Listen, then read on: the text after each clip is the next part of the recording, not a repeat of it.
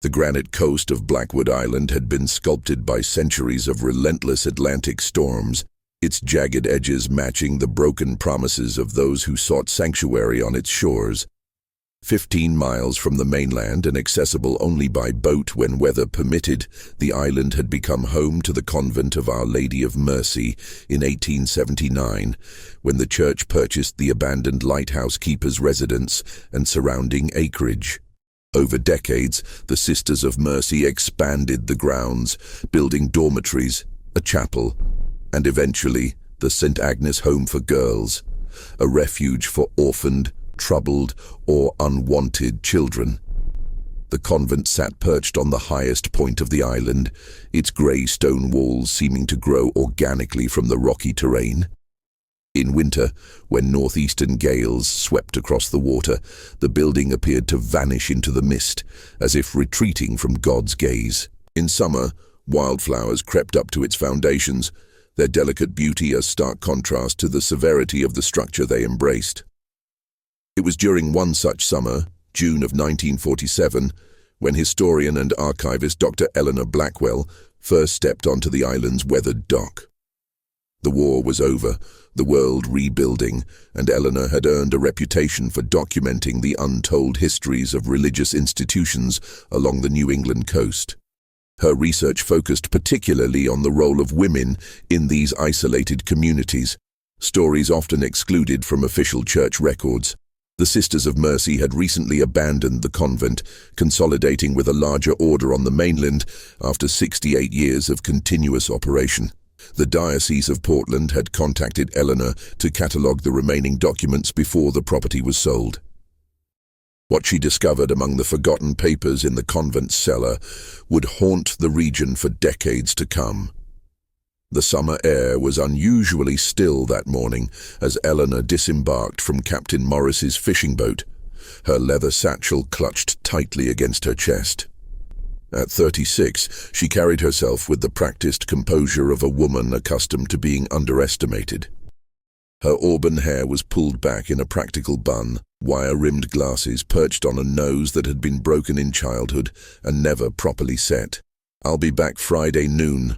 Weather permitting," Captain Morris called from the boat. "There's supplies in the old kitchen, and the generator's got enough fuel for the week."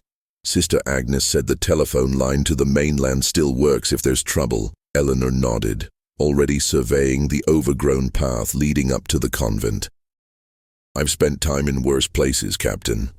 This will be quite comfortable compared to that monastery in the Adirondacks last winter." The captain's weathered face creased with concern. "It's not the accommodations I'm worried about, Dr. Blackwell. Places hold memories, you know. Some folks say this island has more than its share of the unhappy kind." "Fortunately, I deal in documented history, not local superstition," Eleanor replied with a thin smile. "But I appreciate your concern." As Morris's boat disappeared around the island's southern point, Eleanor felt the weight of solitude settle upon her shoulders. The distant cries of gulls and the rhythmic lapping of waves against the shore were the only sounds breaking the silence. She turned toward the path, noticing for the first time the small wooden crosses dotting the hillside to her right. The convent cemetery, far larger than she would have expected for such a remote institution. The convent building itself was imposing despite its state of neglect. 3 stories of weathered stone with narrow windows that resembled eyes watching her approach. The main entrance featured a heavy oak door beneath an archway inscribed with the words Misericordia Domini in aeternum cantabo, "I will sing of the Lord's mercy forever." Inside, the air was cool and stale, smelling of dust, beeswax, and something Eleanor couldn't quite identify. A metallic tang that reminded her of old pennies. Sunlight filtered through grimy windows, illuminating dancing dust motes in diagonal shafts across the entrance hall. To her right, a broad staircase led to the upper floors. To her left, a corridor stretched toward what she presumed was the chapel. Directly ahead, a smaller passage likely led to administrative offices. Eleanor had been told the archives were kept in the cellar, accessible through a door under the main staircase. Setting down her suitcase, she moved toward it, her footsteps echoing in the empty building. The cellar door was heavy iron, unlocked but stiff with disuse. It groaned in protest as she pulled it open, revealing stone steps descending into darkness. Fumbling in her satchel, Eleanor extracted a flashlight and began her descent. The cellar was unexpectedly vast, a series of interconnected chambers that appeared to run the entire length of the building. The first room contained what she expected: rows of metal shelving laden with labeled boxes, ledgers, and bound reports. But it was the second chamber that drew her attention. Unlike the organized archive of the first room, this space appeared to have been sealed off at some point. A temporary wall had been constructed, then clearly dismantled in haste. Behind it, Eleanor discovered a small room containing a single wooden chest, roughly the size of a footlocker, secured with an ornate padlock. The lock was old but yielded easily to the set of skeleton keys the diocese had provided. Inside the chest, nestled in faded velvet, lay 11 leather-bound diaries, each with a different name embossed on its cover: Sister Mary Augustine, Sister Mary Bernadette, Sister Mary Cecilia, and so on. All appeared to belong to nuns who had served at the convent. What struck Eleanor immediately was their uniform condition, all well-preserved, all of similar size and binding. Taking the first diary, Sister Mary Augustine's, Eleanor moved back up the stairs to examine it in better light. Settling at a dust-covered desk in what had once been the Mother Superior's office, she opened the journal to its first entry. September 8th, 1938. Mother Superior has instructed us each to keep a record of our thoughts and observations regarding the special cases among the girls. I confess I find this task disturbing. These matters should remain in confession, not committed to paper where others might one day read them.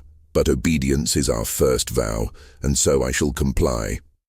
Today, young Emmeline Winters arrived from Portland. Just 8 years old, and already bearing the mark. Mother Superior says she has the gift of discernment, though to me it seems more curse than gift. When the child took my hand at the door, she looked up with those unsettling blue eyes and asked, "Why did you bury your baby by the lighthouse, sister?" No one here knows of my life before taking the veil. No one could know of my shame. Yet this child spoke of it as casually as commenting on the weather. I must pray for strength in the days ahead. Mother Superior says Emmeline is but the first of several special children being sent to us. Heaven help us all. Eleanor felt a chill despite the warm June air filtering through the windows. She flipped through more pages, finding detailed accounts of Sister Augustine's interactions with not just Emmeline but several other girls who had arrived at St. Agnes' home between 1938 and 1939. All were described as having unusual abilities. One who predicted accidents before they happened, another who could describe places she'd never visited, a third who spoke languages she'd never been taught. Moving quickly through the diary, Eleanor noticed the entries becoming increasingly distressed in tone. The final entry was dated March 11th, 1939. I can bear it no longer. The children know too much. They see through our souls as if our flesh were glass. Mother Superior says this is God's will, that we are being tested, but I fear a darker hand at work. Tonight, we gather in the chapel at midnight. Mother says she has received guidance about how to address our situation. May God forgive us for what we contemplate. And then, nothing. The remaining pages were blank. With growing unease, Eleanor reached for the second diary, Sister Mary Bernadette's. Its entries began on the same date, September 8th, 1938, and ended on the exact same night, March 11th, 1939. The pattern held true for all 11 diaries. 11 women, writing over the same 6-month period, all ending their accounts on the same night. But it was the content of these final entries that caused Eleanor's hands to tremble. Sister Bernadette wrote of cleansing fire. Sister Cecilia mentioned sacrifices necessary for the greater good. Sister Dominica described silencing the voices that speak our sins. As the afternoon sun began to wane, casting long shadows across the office, Eleanor pieced together a horrifying narrative.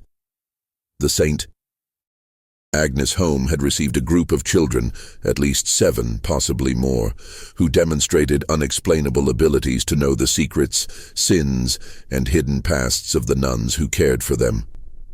The girls' uncanny knowledge had created escalating fear and distress among the sisters, culminating in some terrible event on the night of March 11th, 1939.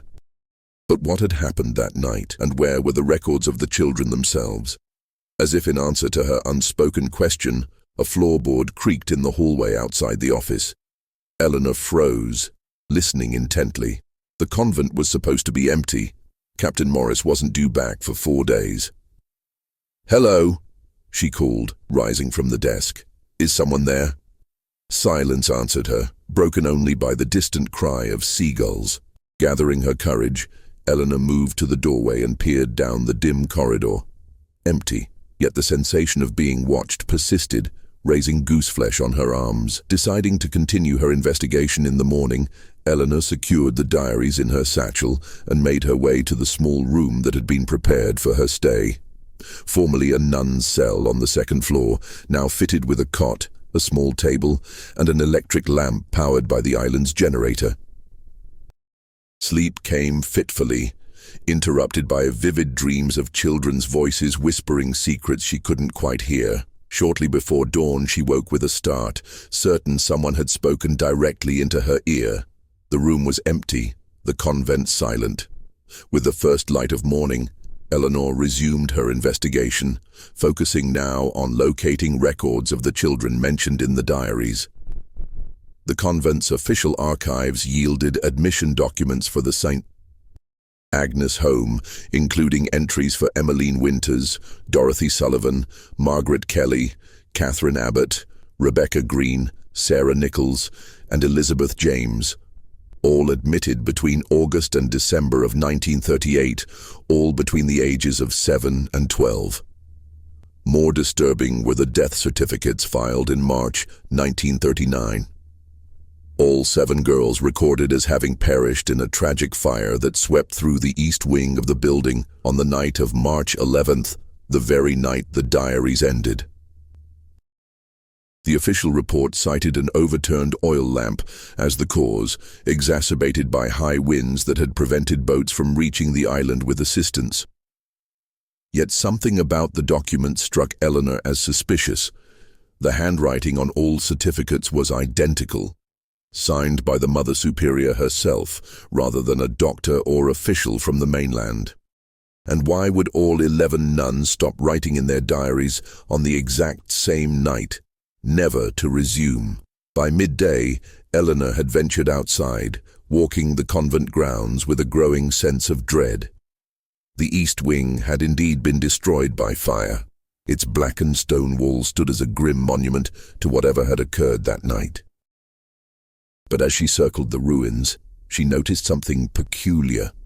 A footpath, barely visible through decades of undergrowth, leading away from the building toward the northern cliffs. Following the path, Eleanor came upon a small clearing overlooking the ocean.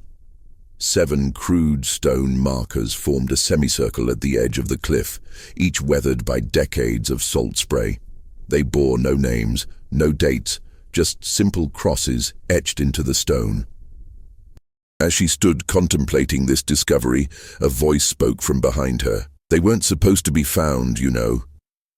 Eleanor spun around to find an elderly man watching her from the edge of the clearing. Thin and stooped with age, he leaned heavily on a walking stick, his weathered face suggesting decades of island life. "Who are you?" Eleanor demanded, her heart racing. "I was told I'd be alone here." "Forgive me for startling you, Dr. Blackwell. I'm Thomas Hayes. I've lived on the north end of the island all my life." The old man gestured toward a small cottage barely visible through the trees. "The diocese doesn't even remember I'm here most of the time, which suits me fine." "You know about these graves?" Eleanor asked, gesturing to the stone markers. Hayes nodded slowly. "I helped dig them. Not by choice, mind you. Sister Mary Catherine came to my door that night, frantic. Said there'd been an accident, that they needed a man's strength." His rheumy eyes clouded with the memory. It was no accident. What they did to those children. What happened? Eleanor whispered, though part of her feared the answer. Those girls knew things, Doctor. Things no one could know. Hayes leaned more heavily on his stick. My Lizzie was among them, my own granddaughter, sent here after my daughter died in childbirth. I visited when weather allowed, watched how the sisters grew fearful of the children. Especially after what happened with Sister Dominica. What happened with her? She was found hanging from the bell tower in February of '39. The official word was that she took her own life out of melancholia, but the children, they said different. Said she was running from something worse than death. Hayes paused, looking out toward the ocean.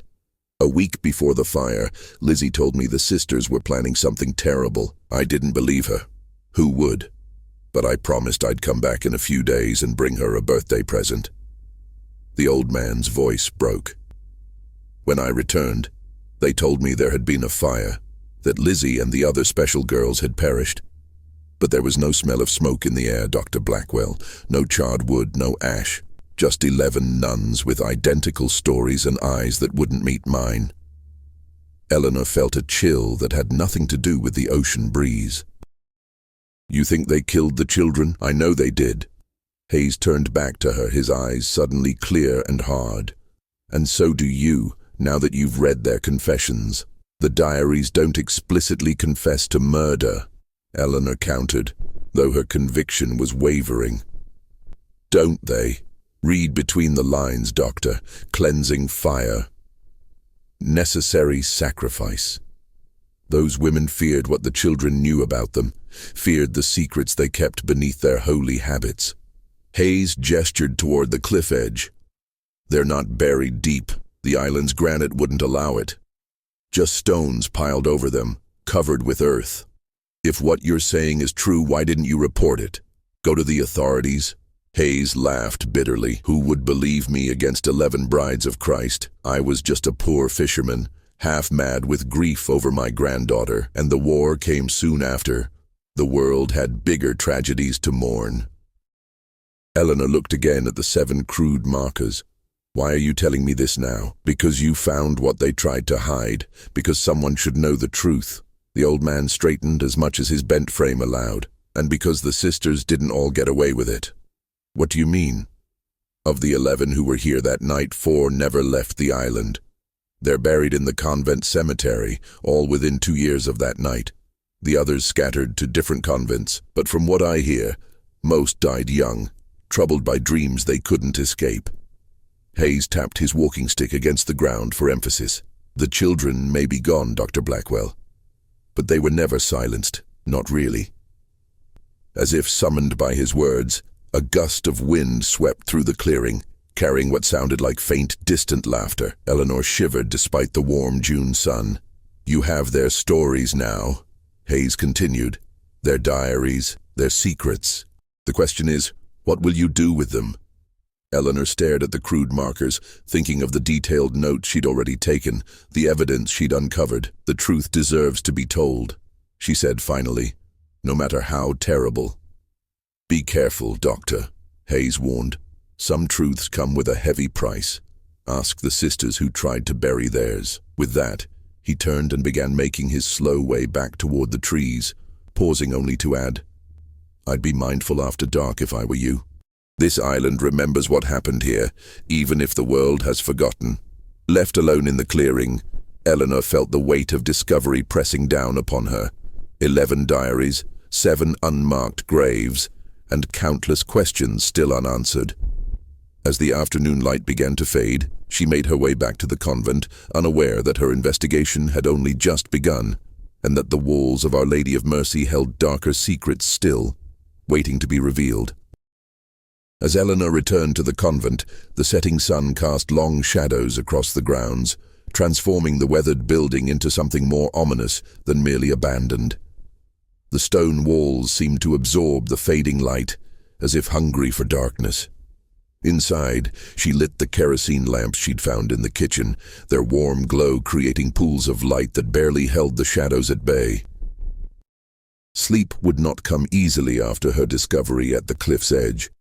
But Eleanor had not built her reputation as a meticulous researcher by surrendering to fear. Setting up a makeshift workspace in the former dining hall, a large room with windows facing east toward the mainland, she arranged the 11 diaries in a semicircle before her and began the systematic work of cross-referencing their accounts. Patterns emerged quickly. All 11 sisters had been assigned specific children to monitor. Sister Mary Augustine watched Emmeline Winters. Sister Mary Bernadette oversaw Dorothy Sullivan. Each diary detailed not only the child's unusual abilities, but also the particular secrets each nun feared would be exposed. Sister Mary Cecilia wrote of her terror when 10-year-old Margaret Kelly whispered to her during evening prayers, "I know about the money you took from the collection plate in Baltimore. I know where you hid it."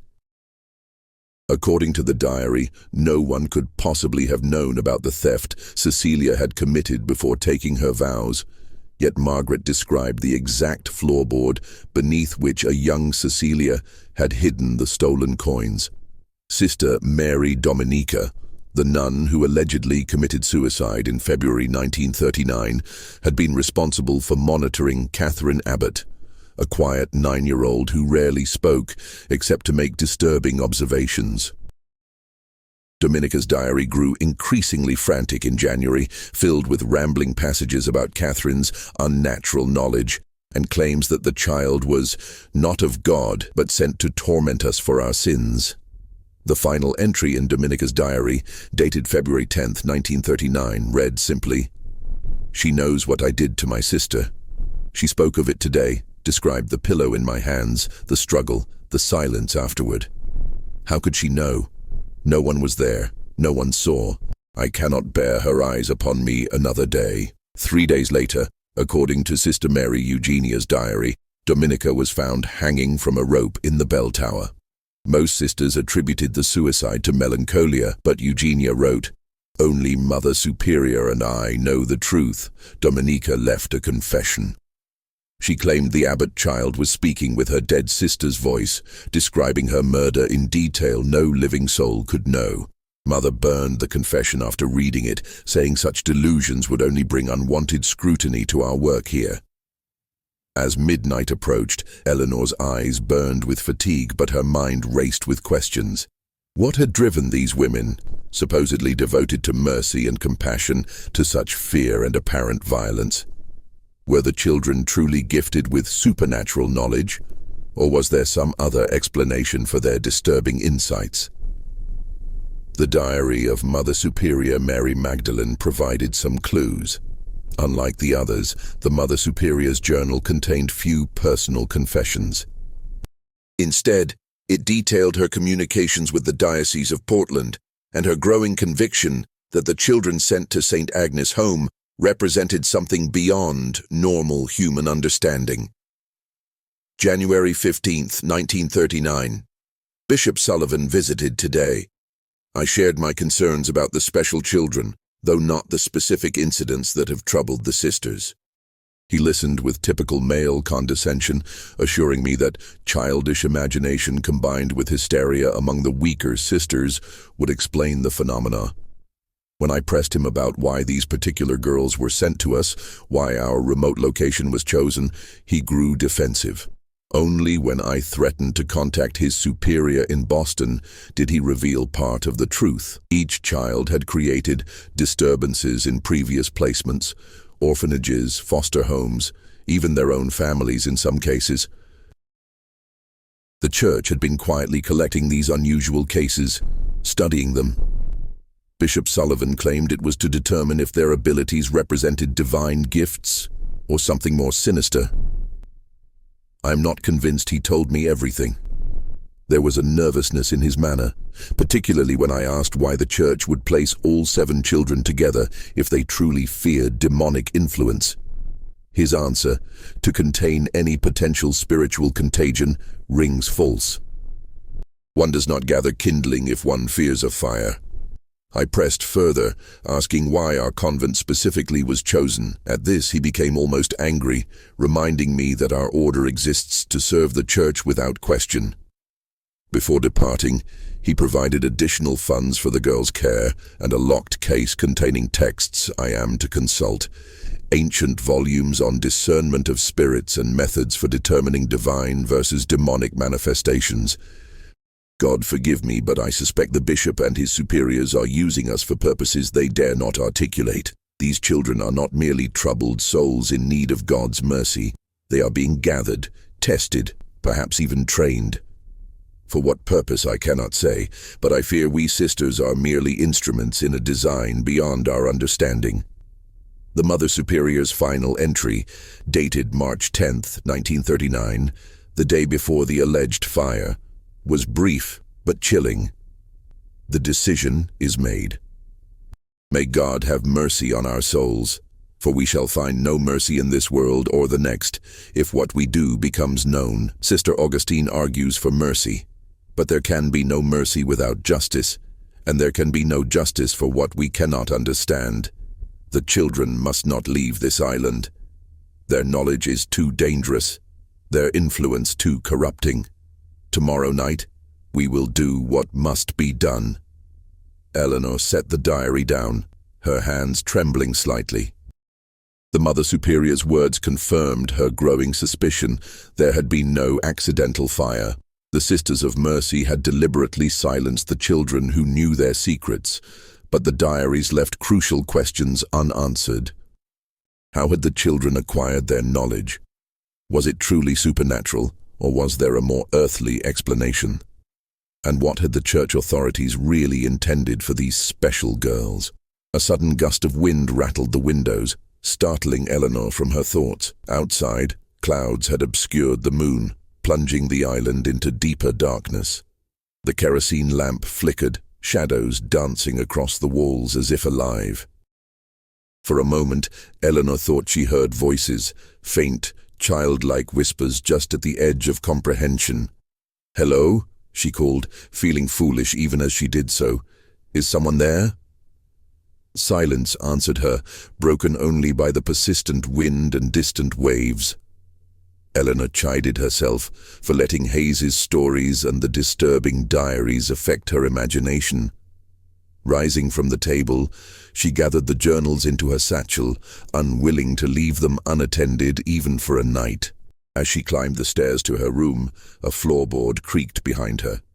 Eleanor spun around, heart racing, but the stairwell was empty. Just old wood settling, she told herself, continuing to her room with quickened steps.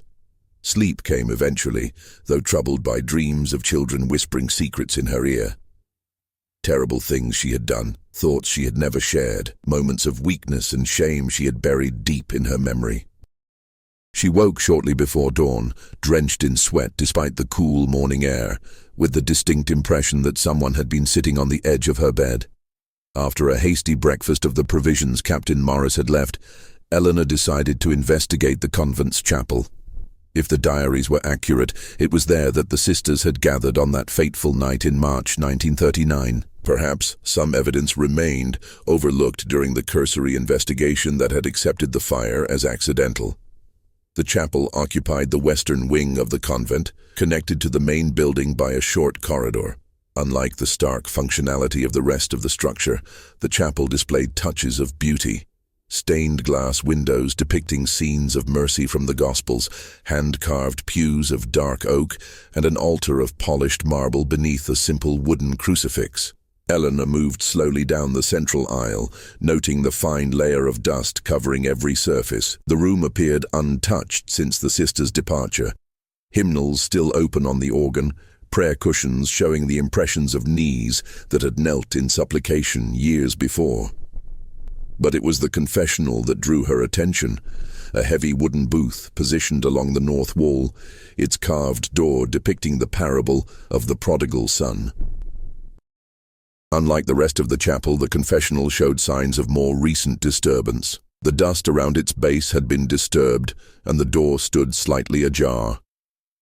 Approaching cautiously, Eleanor pulled the door open wider. The priest's side of the confessional was empty save for a small wooden chair and a shelf that would have held the sacred texts. But as she knelt to examine the floor, she noticed something wedged beneath the chair, a small, leather-bound book, much like the diaries she had already discovered, but unmarked on its cover.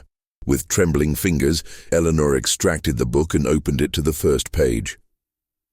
Unlike the sisters' diaries, this journal was written in a childish hand, the letters large and sometimes awkwardly formed. At the top of the page was written, "Property of Emmeline Winters," and beneath it, "Private, do not read."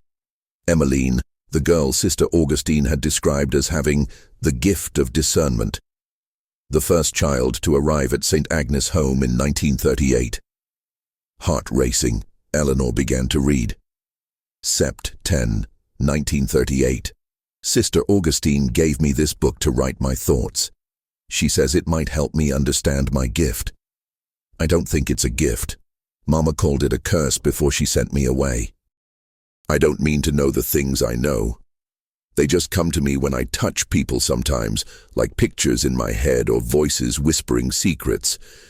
The other girls haven't come yet. Sister Augustine says there will be more like me. I hope they come soon. It's lonely here with just the sisters, and they look at me funny, especially after I asked Sister Augustine about her baby by the lighthouse. I didn't mean to make her cry. The secret was just there in my head when she held my hand. I miss Mama, even though she was scared of me at the end. I don't think the sisters like me either, but they pretend better than Mama did. Eleanor turned the pages quickly, scanning entries that documented Emmeline's first months at St. Agnes' home. The girl wrote of the arrival of the other children, Dorothy, Margaret, Catherine, Rebecca, Sarah, and Elizabeth, each with her own unusual ability. Dorothy could predict accidents before they happened. Margaret knew of sins committed in the past. Catherine claimed to speak with the dead. Rebecca could describe distant places in perfect detail. Sarah knew when people were lying. And Elizabeth, Hayes's granddaughter, could see what she called the shadows that follow people, entities attached to the sisters that only she could perceive. As the weeks progressed, Emmeline's entries grew more troubled, describing increasing tension among the sisters and strange late-night gatherings in the Mother Superior's office. By February 1939, after Sister Dominica's suicide, the tone became fearful. Feb. 15, 1939. Something bad is going to happen. Dorothy says she's seen it. All of us in the chapel at night, the sisters circled around us with candles. She won't say what happens next, but she's been crying every night. Catherine says Sister Dominica visits her now, warning her to run away to get us all off the island before it's too late. But there's nowhere to go. The boats only come when the sisters call for them, and the water's too cold to swim. Elizabeth is the most scared. She says the shadows around the sisters are getting darker, bigger. Yesterday she told me the Mother Superior's shadow has teeth now. I tried to tell Mr. Hayes when he visited Elizabeth, but he thought I was just making up stories. Grown-ups never believe us until it's too late. The final entry was dated March 11, 1939, the night of the alleged fire. They're coming for us tonight. We can hear them getting ready, praying in the chapel. Not prayers for our safety, prayers for forgiveness for what they're going to do. Catherine says we won't really die, that we'll stay here on the island forever. Rebecca says she's seen the stones they'll put over us up by the North Cliff.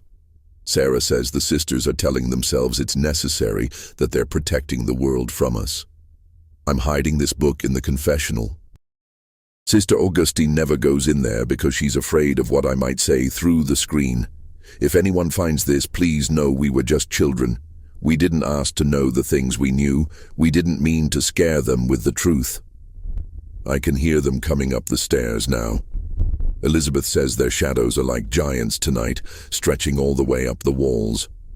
Dorothy won't stop crying. Margaret is praying, but I don't think God is listening to any prayers from this island tonight. Whoever finds this, please tell my mama I wasn't a devil child like she thought. I was just a girl who knew things I wasn't supposed to know. The entry ended there, the final words scrawled hastily across the page as if the writer had been interrupted.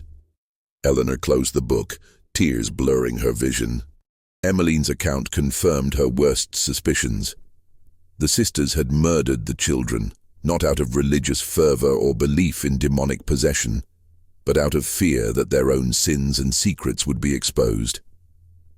As she sat in the dim confessional, clutching Emmeline's diary, Eleanor became aware of a subtle change in the chapel's atmosphere. The air felt heavier, the silence deeper. When she finally emerged from the confessional, she gasped in shock. 7 small figures stood in a semicircle before the altar. Girls in old-fashioned dresses, their faces pale and solemn. For a moment, Eleanor thought they were real children somehow hidden on the island. But as she stared, she noticed the unnatural stillness of their posture, the slight transparency of their forms where sunlight filtered through the stained glass windows behind them.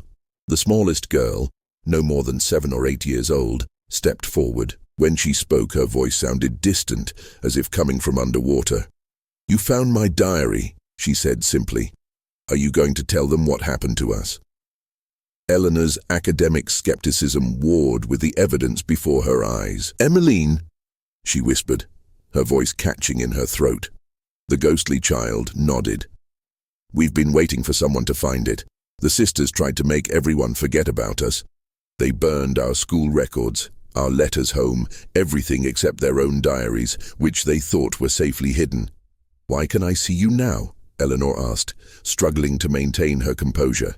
"Because you know the truth now," said another girl, taller, with long braids. "Mr. Hayes sees us too, but no one believes him. They think he's just a crazy old man grieving his granddaughter."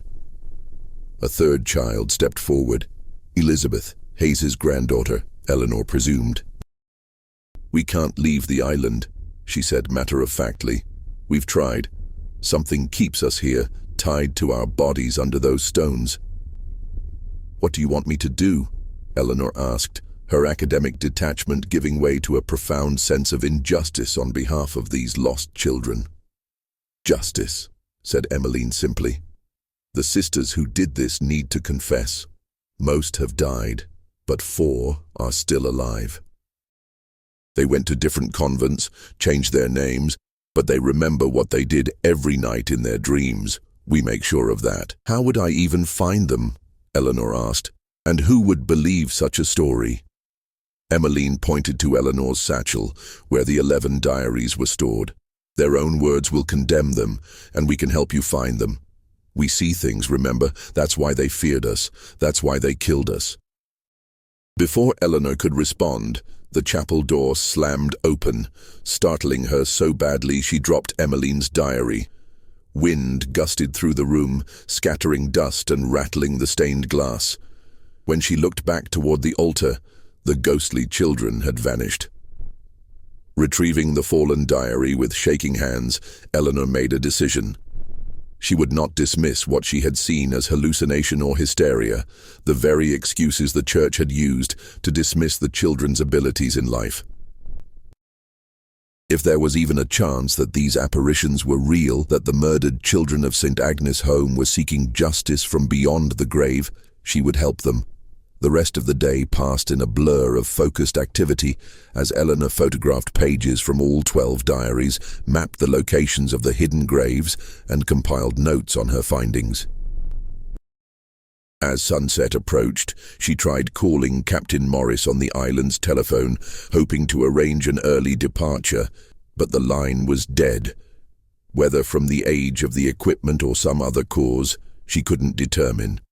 That night, as darkness settled over the convent, Eleanor barricaded herself in her room, pushing a heavy dresser against the door and keeping the kerosene lamp burning despite the waste of fuel.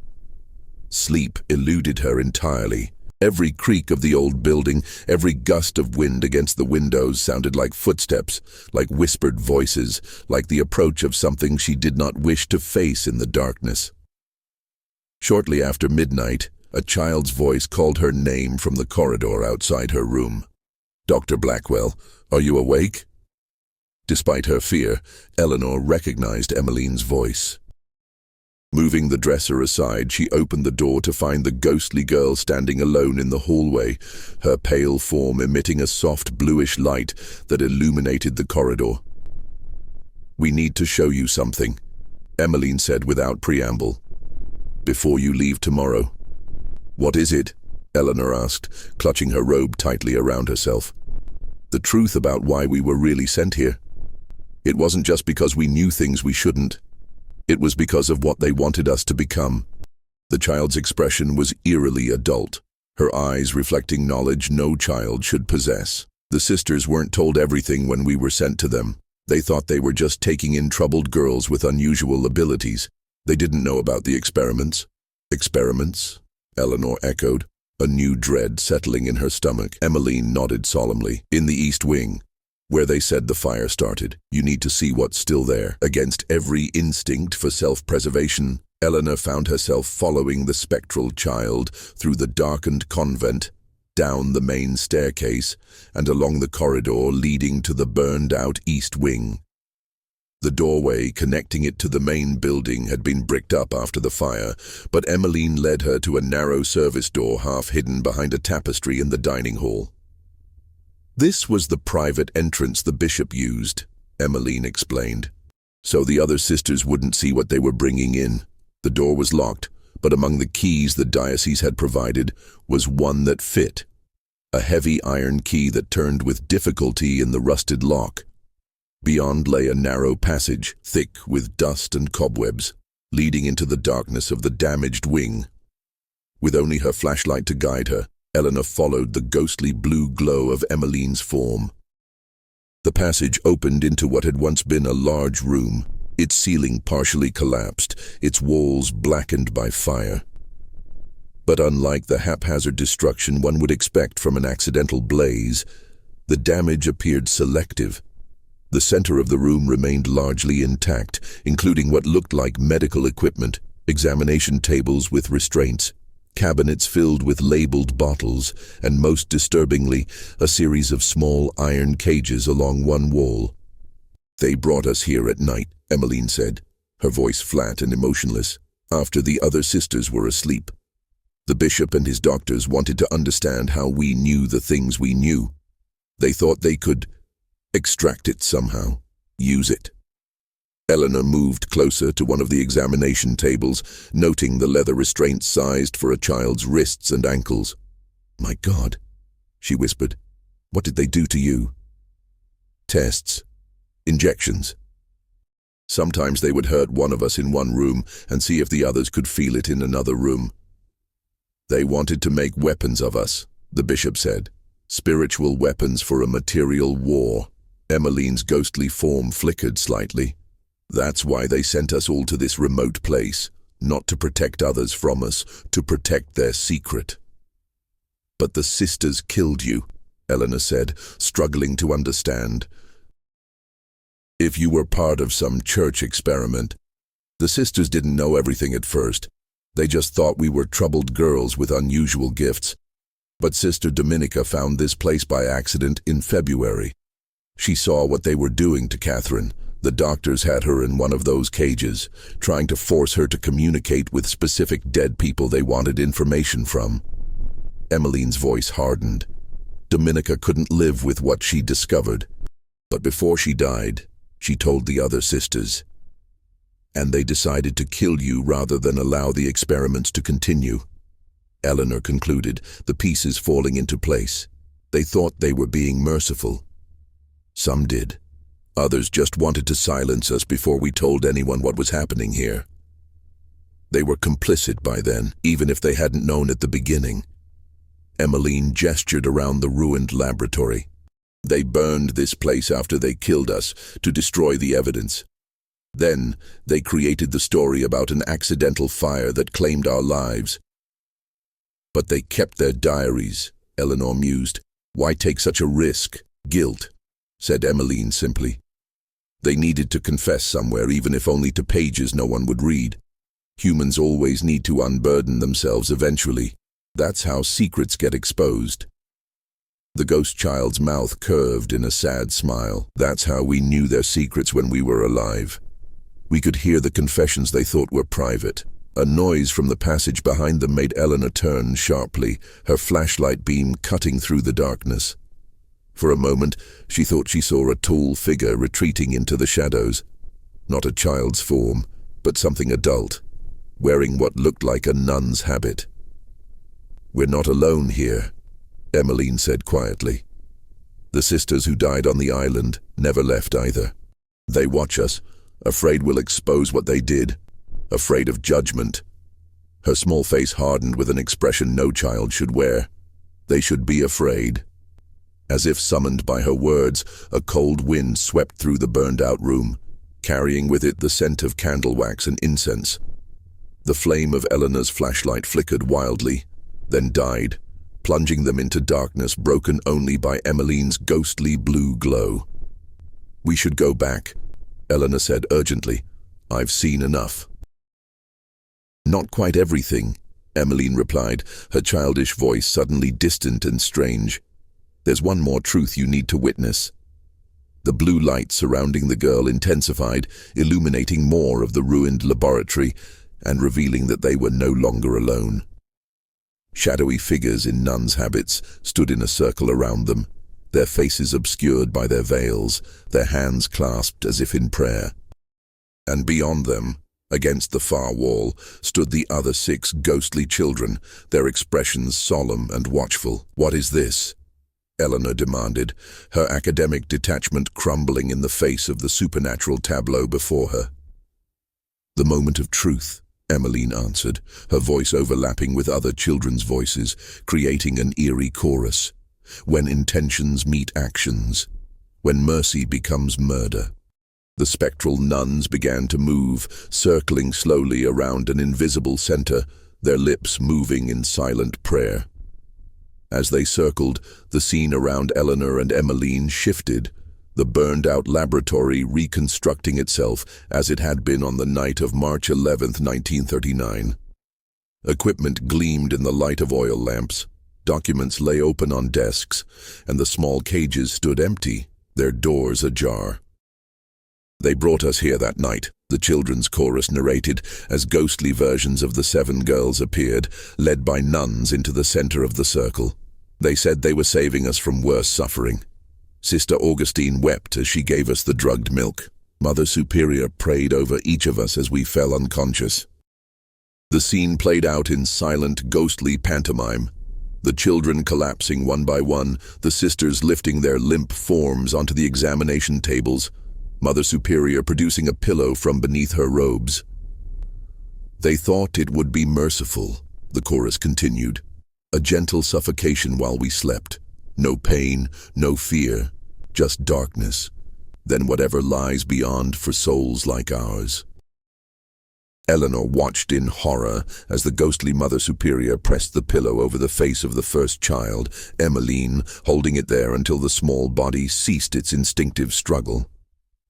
One by one, each child was suffocated, the sisters taking turns at the terrible task, while others prayed, wept, or turned away. "But we didn't go into the darkness," Emmeline said, her voice now separate from the chorus. "We stayed. We watched them carry our bodies to the cliff. Watched them pile stones over us.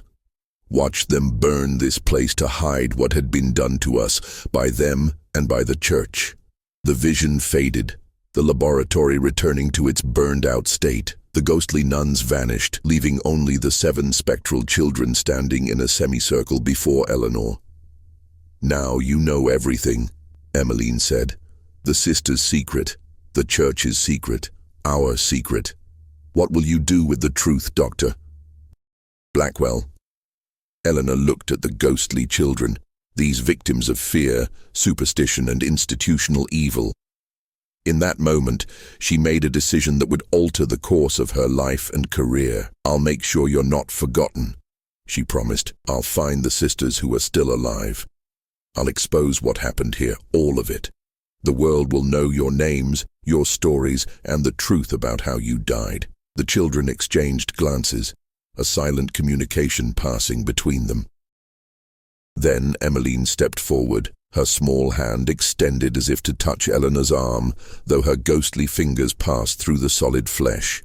"We believe you," she said simply. "But be careful. The living are often more dangerous than the dead, and some secrets fight to stay buried."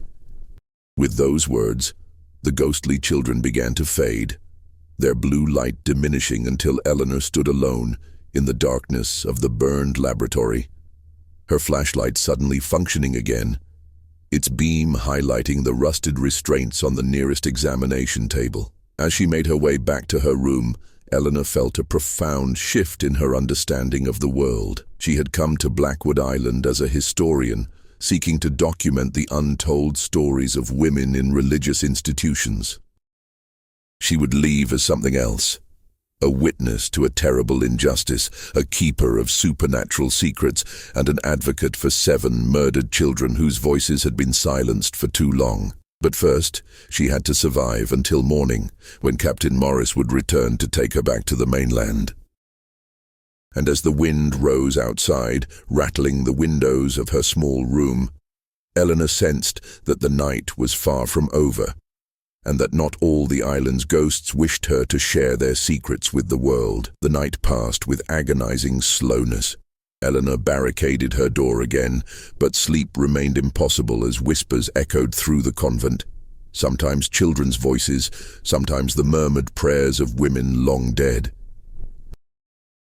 By dawn, her nerves were frayed, her academic skepticism shattered beyond repair. The evidence was undeniable. 7 children murdered, their spirits trapped on this desolate island, seeking justice decades after their deaths. As morning light filtered through her window, Eleanor gathered her notes, the 12 diaries, and the photographic evidence she'd collected. Whatever forces haunted Blackwood Island, she would not let them prevent her from telling the children's story. Captain Morris's fishing boat appeared on schedule, approaching the island's dock shortly after noon. Eleanor hurried down the overgrown path, her satchel clutched tightly against her chest. The weight of discovery, both physical and metaphysical, pressed upon her with each step. "You look like you've seen a ghost, Dr. Blackwell," Morris observed as she boarded the boat, his weathered face creasing with concern. "Perhaps I have," she replied, too exhausted for pretense. "This island keeps its secrets well, but not well enough." As the boat pulled away from the dock, Eleanor gazed back at the convent. For a moment she thought she saw 7 small figures standing at the edge of the cliff, watching her departure. Then they were gone, leaving only the wind-swept grass and empty sky. Back on the mainland, Eleanor sequestered herself in a small hotel room, organizing her findings and planning her next steps. The 4 surviving sisters had scattered to different convents after 1939, but their locations were noted in diocesan records she had access to through her university connections. Over the following weeks, Eleanor tracked them down one by one. Sister Mary Augustine, now calling herself Sister Martha, lived in a convent in Vermont. Sister Mary Eugenia, renamed Sister Elizabeth, had joined a teaching order in Pennsylvania. Sister Mary Francesca served at a hospital in Maryland under the name Sister Grace. And Mother Superior Mary Magdalene had risen to become Mother Superior of a prestigious convent in Boston. Her past on Blackwood Island apparently forgotten, Eleanor approached each woman with the evidence she had gathered: the diaries, Emmeline's journal, photographs of the hidden graves and secret laboratory. Their reactions varied, but the truth was undeniable when confronted directly. Sister Augustine broke down immediately, falling to her knees in her small convent cell. "I've waited for this day," she whispered through tears. "Not a night has passed when I haven't heard Emmeline's voice asking why I betrayed her. I thought we were saving them from worse suffering. I was wrong. God forgive me, I was wrong." Sister Eugenia denied everything at first, then became hostile, threatening to have Eleanor removed from the convent. But when shown the evidence, particularly her own diary entries, her defiance crumbled. "You don't understand what those children were," she hissed. "The things they knew, it wasn't natural. It wasn't of God." Sister Francesca seemed almost relieved when Eleanor confronted her. "I've been waiting for their vengeance all these years," she said quietly. "Every night I dream of them standing around my bed, watching me with those knowing eyes. Perhaps confession will finally bring peace." The Mother Superior proved the most difficult. Now in her 70s, Mary Magdalene had built a reputation for piety and wisdom. When Eleanor requested a private audience, she was received with cold formality in an austere office overlooking Boston Harbor. "I know why you've come, Dr. Blackwell," the elderly nun said before Eleanor could speak. "The children of St. Agnes' Home have sent you." "The children didn't send me," Eleanor replied steadily. "Evidence did. Truth did. Justice did." The Mother Superior's wrinkled face remained impassive. "There can be no justice for what happened on that island, only God's mercy or God's judgment. The world deserves to know what was done to those children," Eleanor insisted. "Not just by you and the sisters, but by the church that used them as experiments, then abandoned them to your mercy." A flicker of something, regret perhaps, or simply weariness, crossed the old woman's face. "Do what you must, Dr. Blackwell. I made my peace with God long ago. But remember, some truths come with consequences you cannot foresee." 2 weeks later, Eleanor Blackwell published her findings in a comprehensive report submitted to both academic journals and law enforcement. The response was immediate and divisive. The church denied any knowledge of experiments at St. Agnes' Home, claiming the documents were forgeries.